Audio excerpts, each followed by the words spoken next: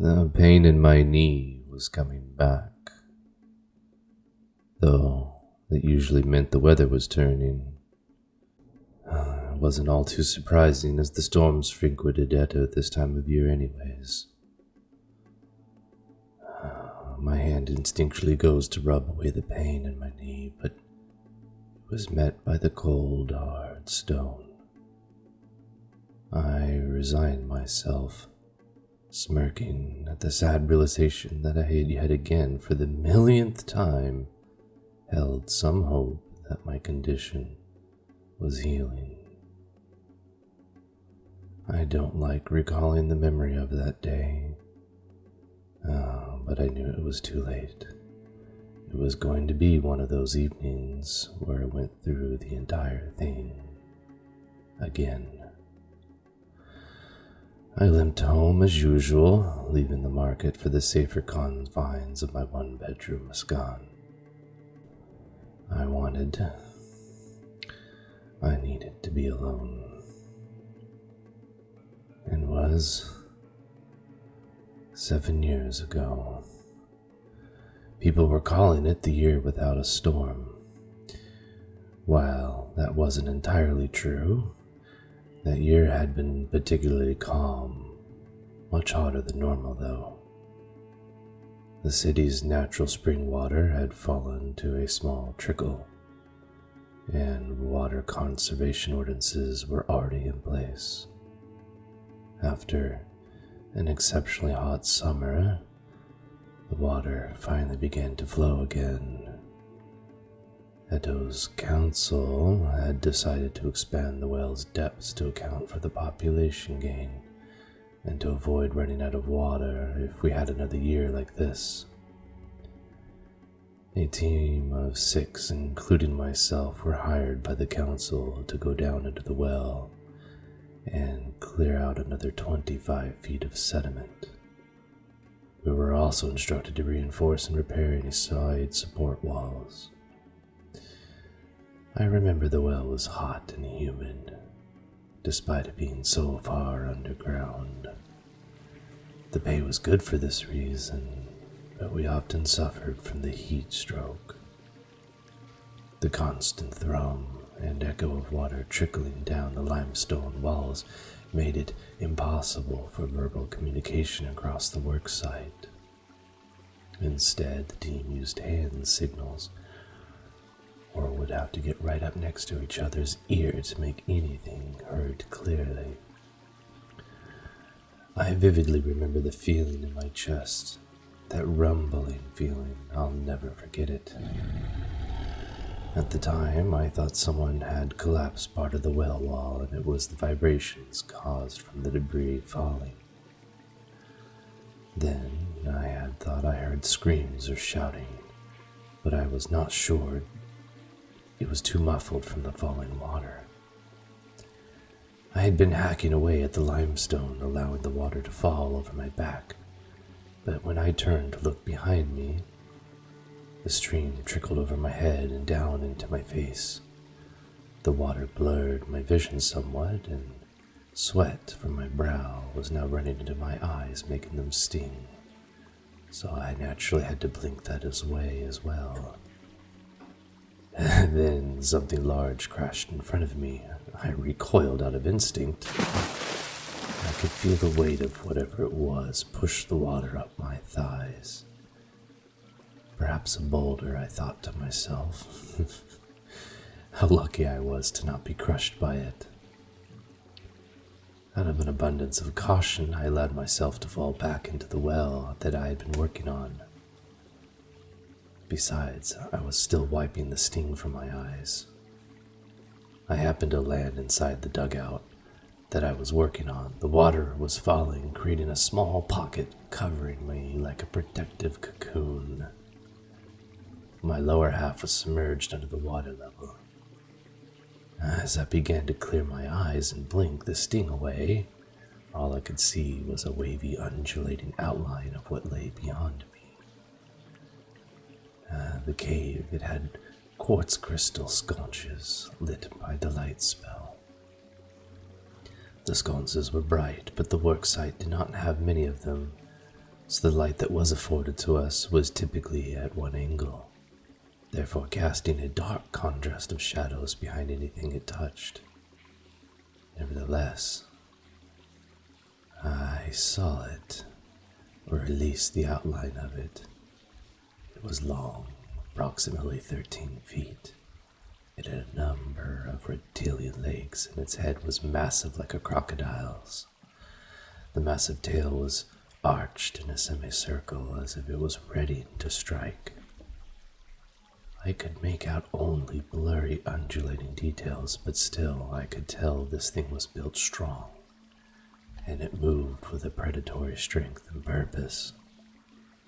I had never seen one before, but there was no mistaking it.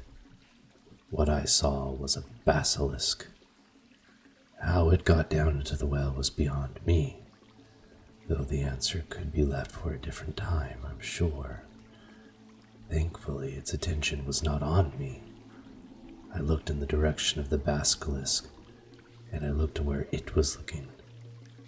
I could see in between the breaks and the trickling of the water, the worst thing that I've ever seen in my life. I watched the top half of Jamal writhe and wriggle back and forth as he tried to break free of his own body, now turning to stone.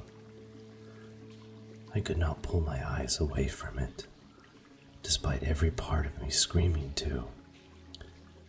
I watched Jamal's flesh go from his sun-tanned hue to a grayish white. I watched it creep up his stomach. His screams, oh, the screams were warped and sickening. No doubt from the changes going on within his own body. He tried to breathe deep in between his screams, but the stone was now up to his chest. He had to take short breaths with increased frequency as it was obvious his lungs were failing him. It finally ended with a sickening whimper, almost a whisper, as the last of his breath left him. I watched the horror in his eyes, darting back and forth as the stone made its way up his neck, arresting his tongue. His lips were still quivering just before the stone took those two. I shut my eyes tightly, right before the last of his forehead turned to stone. I clenched my fist, suddenly becoming very aware of my mortality. The sense of dread was physically forming in my stomach, up my back and into my neck. It always amazed me how time slowed down for me. Each second felt like an eternity. I had to take long and slow breaths to calm myself, careful to not make too much sound. My heart was beating so loudly I was afraid the beast could hear it from over the water.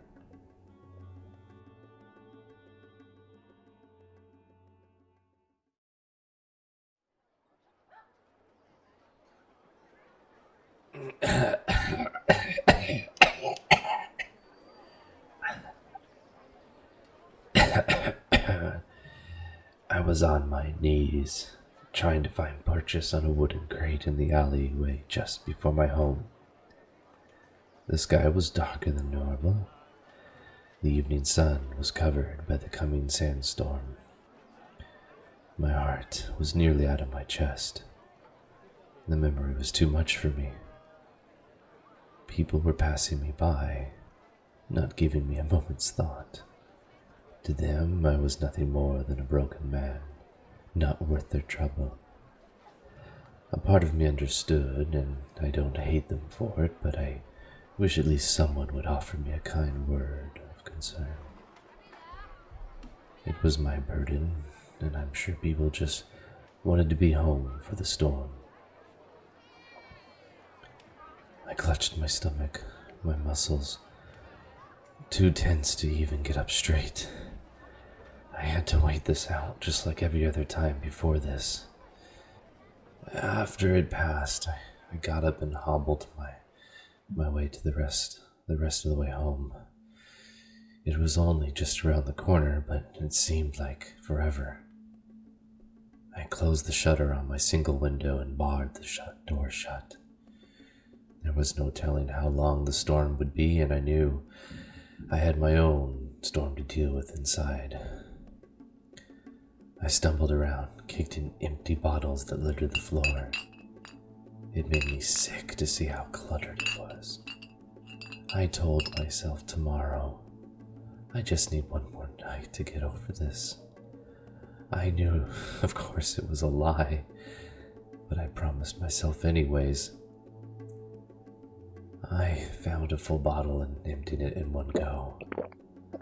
The liquid burned warm down my throat, but I was used to it, and I knew that in a few minutes it would have been worth it. I knew it was only a matter of time before the sleep took me.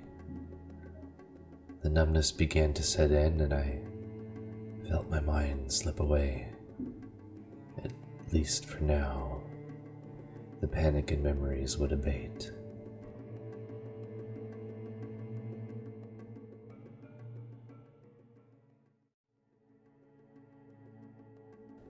The sound of screams came back from the darkness. Men shouting for help and yelling the obvious, "Basilisk! Basilisk!" I knew I had to get out of there and fast. I felt the dread in my chest again. I waited for it to move, and then I would run in the opposite direction. There was no other option. I was no fighter. But I never accounted for the possibility that would turn in my direction.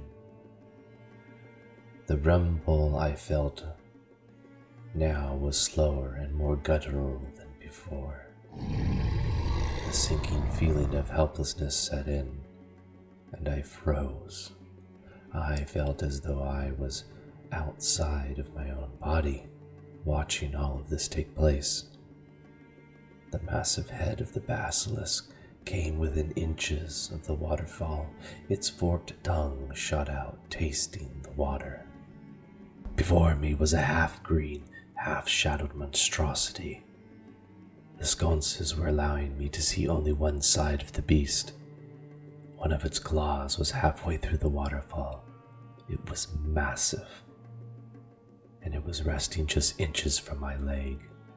The tip of its snout broke through the water, creating a curtain of empty space below its jaw, allowing me to see more clearly the belly and neck of this beast. From the dark, unlit half of its reptilian head, I saw a faint, glowing green eye. I was frozen in place. I could not move. To this day, I don't know if it was fear or if... Then the greater portion of its head breached the waterfall. I pushed myself back as far as I could go, as far as the limestone wall would allow me, and I held my breath. The moments seemed to go on and on. I couldn't stop looking at its glowing green eye. I watched as its green within green iris looked up. It was looking like into my soul. The beast then jolted suddenly and screamed a horrible roar. Saliva and blood began to spray all over me. In that moment, I reacted without thinking and kicked it with my right leg, landing a strike on the inside of its soft upper parts of its mouth. I retracted just as quickly as I reacted. The basilisk pulled away back through the water, and I could see it lumbering, retreating back towards the end of the well. I then could hear shouts, "Finish it!" coming from the other side of the well. I tried to get my feet under me, but I couldn't. My left leg was just not cooperating. Before I knew it, a hand had broken through the waterfall, grabbed me, and yanked me out. I witnessed the Edo guard fighting off the basilisk with spear and sword. My memories then became fuzzy after this. I was told I passed out not soon long after. When I woke up, I was informed the basilisk retreated under the water and was never found, nor did it return. I also learned of my left leg. It was now stone from the knee down. The cost of medicine and spell to cure my condition was out of my reach. I was given 3 days' pay and told not to come back. They disregarded me like I was nothing, but that was common in Edo. There were 10 other versions of me who would be eager to risk their lives like I did. To the council, I'm nothing more than a number. They expected me to just walk out into the desert and never return. I guess I will continue to drink until the one day I get enough strength to do just that.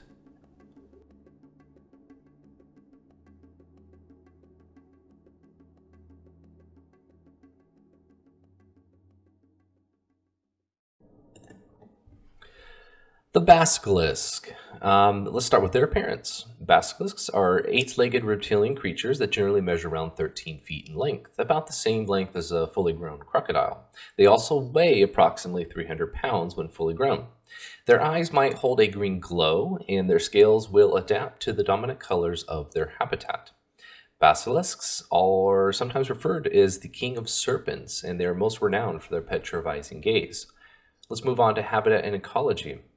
No one is quite sure of the basilisk's origins. Folk tales claim that the cockatrice, basilisks have hatched from snake eggs incubated by roosters. There is little support for this claim, and their interactions with the environment make it seem like they might be of a more natural creature. Basilisks prefer to devour their nutrients from those that are turned to stone. This process is, however, slow and ineffective, which makes the basilisks generally seem lazy and sluggish. They make a hissing noise as they move and a low gurgle when they are agitated. Basilisks seek the caves, burrows, and other well-sheltered areas for their lairs and dwell in nearly any environment above the water. I would also like to point out that I don't see why a basilisk can't use the water, like a swamp or stream or pond, as part of their habitat. I wouldn't strictly prohibit this for them using any kind of water. Basilisks are normally solitary creatures and typically form groups only to reproduce and mate. However, some reportedly congregate in massive numbers periodically for unknown reasons. The reasons might be, for you as the DM, a good plot hook. Moving on to their abilities, a basilisk can slow, permanently petrify their prey with a mere look.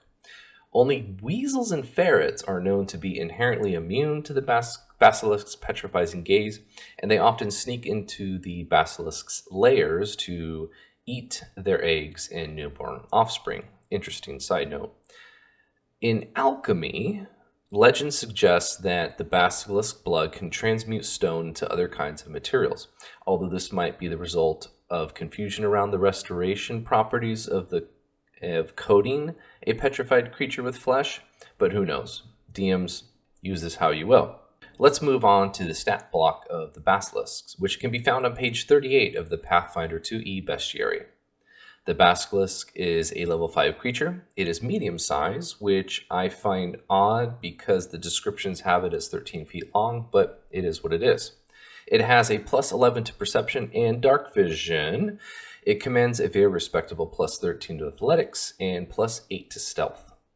The basilisk has a plus 4 to strength, a minus 1 to dexterity, a plus 5 to constitution, a minus 3 to intelligence, a plus 2 to wisdom, and a plus 1 to charisma.